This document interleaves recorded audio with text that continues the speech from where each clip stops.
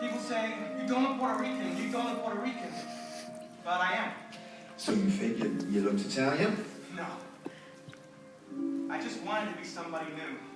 So I became Paul San Marco. Why do you want to be somebody new? Why? I'm not exactly proud of my past. Who is? That's what the word means, Paul. Past. It might be easy for you to say. Now listen, just wait a minute. What made you start dancing? Your parents? No. What do Puerto Ricans know about theater?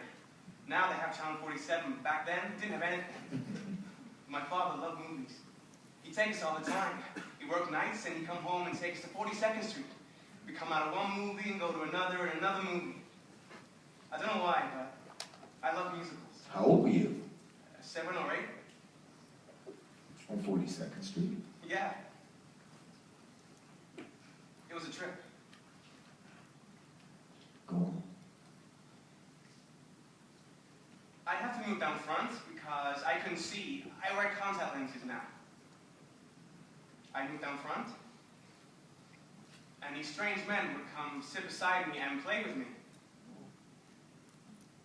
I never told anyone because, well, I guess it didn't matter. Why didn't it matter? Why? Well, Look, Paul, if this is too rough for you, I have your picture and resume. No! Okay. Okay.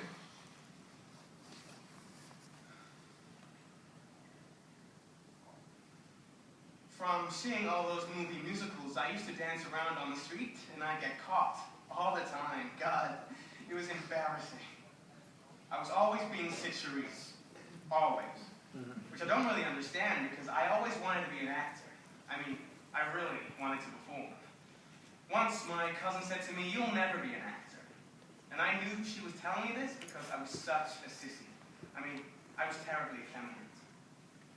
I always knew I was gay, but that didn't bother me. What bothered me was, I didn't know how to be a boy. One day, I looked at myself in the mirror and said, "You're 14 years old and you're a faggot. What are you going to do with your life?" Well, by that time, I was in Cardinal Hayes High School. There were 3,000 boys there. I had no protection anymore. No homeroom where I could be charming and funny with the tough guys. They fight my battles for me, like when I went to small schools. I liked school, but my grades got so bad. Even if I knew the answers to questions, I wouldn't raise my hand because I was afraid they'd laugh at me. They'd even whistle at me in the halls. It was awful. Just awful. Finally, I went down to the principal's office and I said, "I'm a homosexual." Well, it was a Catholic high school and at age 15, you just didn't say that. He said, "Would you like to see a psychologist?" And I did. And he said, "I think you're very well adjusted for your age. I think you should quit school." So I did. But I really didn't want to. I just couldn't take it anymore. See, when I quit school, what I was doing was trying to find out who I was and how to be a man. You know, there are a lot of people in this world who don't know how to be men. And since then I found out I am one.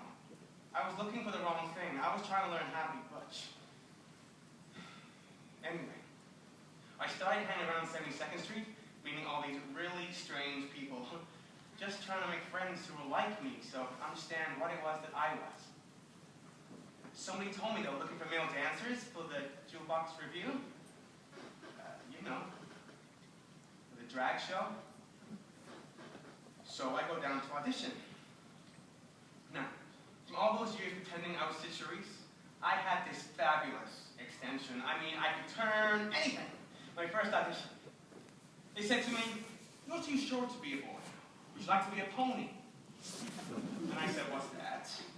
And they said, "A girl." Well, what do I have to do? Show us your legs.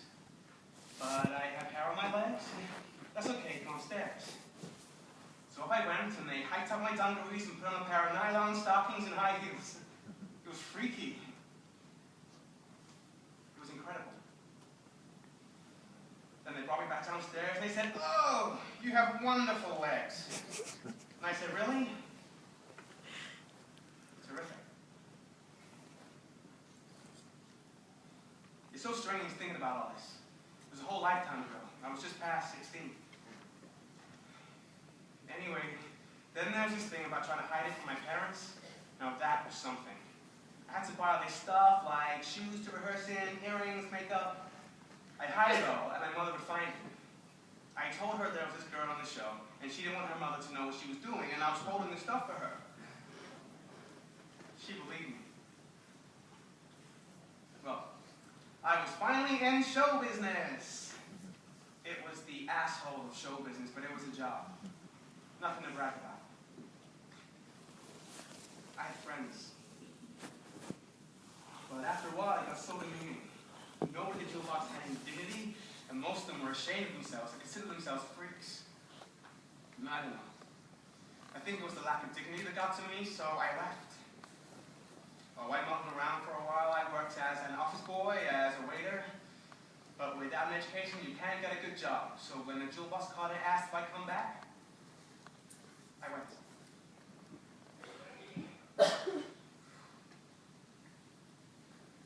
We were working in the Apollo Theater on 125th Street, doing 4 shows a day with a movie. It was really tacky. The show was going to Chicago, and my parents wanted to come say goodbye, so they were going to bring my luggage to the theater after the show. Now, we were doing this Oriental number, and I looked like Anime Wong. I had these 2 great big chrysanthemums on either side of my head, and this huge headdress with gold balls hanging all over it. I was going on to the finale, and headed downstairs. And who should I see standing by the stage door? My parents. They got there too early. I freaked. I didn't know what to do. I thought, I know, I'll quickly walk past them with all the others, and they'll never recognize me. So I took a deep breath and started down the stairs. And just as I passed my mother, I heard her say, "Oh my God." Well, I died. But what could I do? I have to go in for the finale, so I just kept going. After the show, I went back to my dressing room, and after I finished dressing and taking my makeup off, I headed back downstairs. And there they were, standing in the middle of all these. And all they said to me was, "Please write. Make sure you eat. And take care of yourself." And before my parents left, my father turned to the producer and he said, "Take care of my son." And that was the first time he ever called me.